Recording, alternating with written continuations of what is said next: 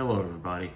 I'm always excited when I get a new model, but this one in particular, the Eastern Airlines Lockheed L-1011 TriStar, the polished version, is probably the one I've been most excited to get.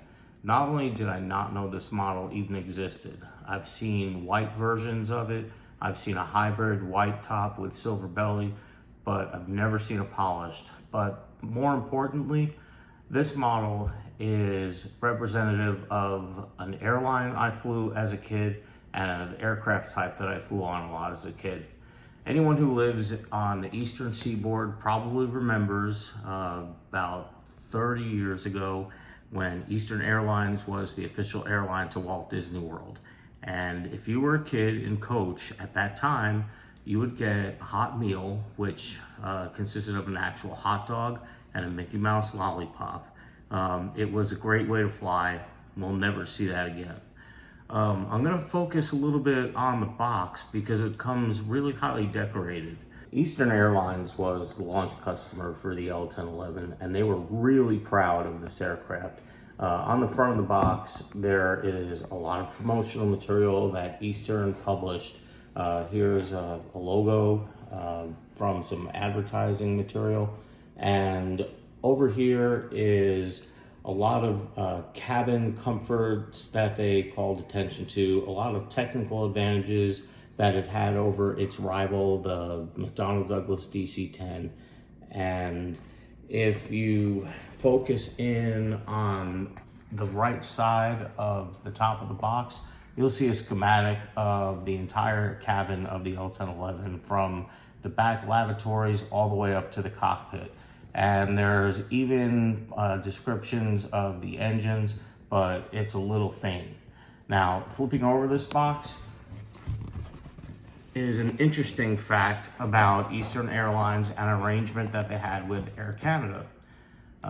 Because Eastern specialized mainly in winter travel between the Northeast and the Southeast, they didn't utilize their aircraft a lot in the summer. And what they did to keep making money with their aircraft, they had an arrangement where they would lease it to Air Canada. Now, unfortunately, when I got the model in the mail, this was the side of the box that I saw first. So I thought I got shipped the wrong one. So anyway, let's go ahead and open this model up and see what's inside. Okay, being careful not to tear the sleeve off, damage the sleeve. Fun fact about this particular model, it was manufactured by Inflight 200 in January of 2017, and it was a limited run. This is model 192 out of exactly how many is unknown to me. I've tried researching how many were produced. I've been on Inflight 200's website, so if anyone knows how many of this model were actually manufactured, please, I'd love to see the answer in the comments section. So let's see what we have inside.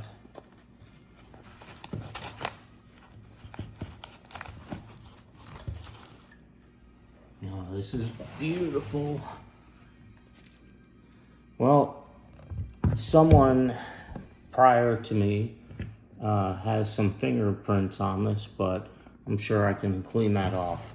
Outside of that, the detail is excellent. The L-1011 is just a beautiful aircraft to me.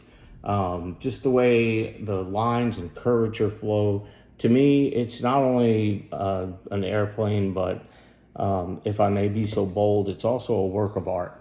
And the bottlenose dolphin look on the nose is captured very well on the model, and the colors, there were two shades of blue that Eastern referred to. One was ionosphere blue, don't remember the other one, so if anyone wants to reply in the comments to that, I'd very much appreciate it. Two rotating beacons on the top so that if one failed prior to departure, the aircraft could still push back without any delays.